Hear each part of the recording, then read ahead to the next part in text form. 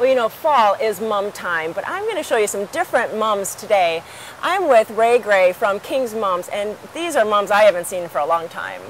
A lot of people haven't seen these mums. Most of the mums that you see are the little cushion mums that are grown in the fall in the garden centers. These are just beautiful. I mean, they're just so different. Each one is just really unusual, and it's like, I bet they're just so hard to grow at home. No, they're not really hard. They're not any more difficult than the regular mums that you see in the fall. Regular.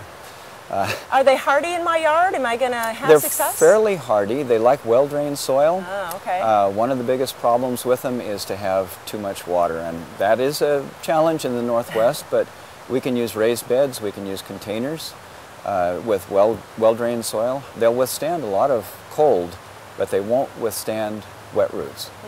So it might be even nicer to have them in containers on our front porches, because then we can enjoy these exquisite blooms. Right, and you can bring them in the house if you want to, you know, for a special occasion. They do like to be outdoors. They're outdoor plants, but you can bring them in.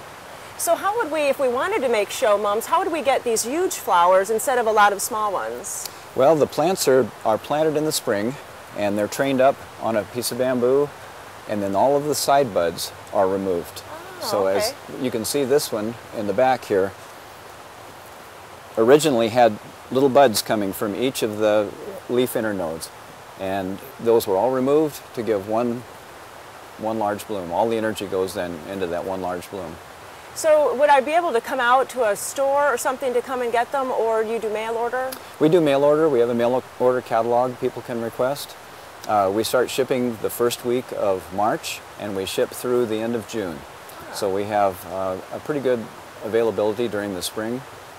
People receive a little 3-inch rooted cutting, and then it's all up to them to do with it whatever they'd like. So it really is just regular care, just like a regular plant in your garden. You just kind of plant it, you water it, give it sunlight. And They're then heavy feeders. They like a lot of fertilizer. As you get towards the fall, you can go more to the bloom mix with low nitrogen and higher phosphorus and potassium, whatever we have in the fertilizer. Right. Could you tell us a couple of the different names so when we look on the website or the catalog, we can kind of see what they are? If I look at the this is Shamrock. This one is Flair. And that's a spider mum? It's a spider mum. This is a reflex in the back here, Bill Holden. This is a cushion type back here, Coral Charm. You know what, I like these little ones because I just think that would be so beautiful maybe for front of the border. You know, one of the niftiest things about these is that you can make bonsai plants out of them. Oh, you're kidding. In one season, you can grow a complete bonsai just by trimming it back constantly, and the flowers are right in the same size as the rest of the plant.